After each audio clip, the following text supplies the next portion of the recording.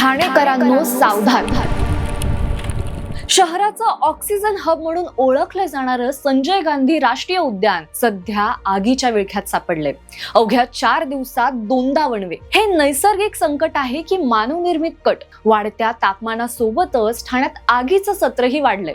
गेल्या 4 दिवसात संजय गांधी राष्ट्रीय उद्यानात 2 ठिकाणी भीषण आग लागली. यामध्ये 1 हेक्टरहून अधिक वनसंपदा जळून खाक झाली. विशेषतः मुंब्रा येथील पारसिक डोंगरावर लागलेली ही आग काही समाजकंटकांनी जाणीवपूर्वक लावल्याची भीती व्यक्त केली जाते.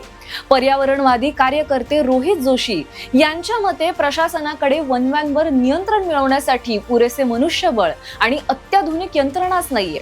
एका बाजूला शहरात वृक्षतोडीला बिनदिक्कत परवानग्या मिळतात आणि दुसऱ्या बाजूला जी निसर्ग संपदा शिल्लक आहे ती अशीच वणव्यात होरपळते. जर वेळी सरकारने सक्षम यंत्रणा उभी केली नाही तर आपण आपलं ग्रीन कव्हर कायमचं गमवून बसू. तुम्हाला काय वाटतं? प्रशासनाने काय पावलं उचलली पाहिजेत? कमेंट्स मध्ये नक्की सांगा आणि अशाच महत्त्वाच्या अपडेट्ससाठी सबस्क्राईब करा सलाम ठाणे.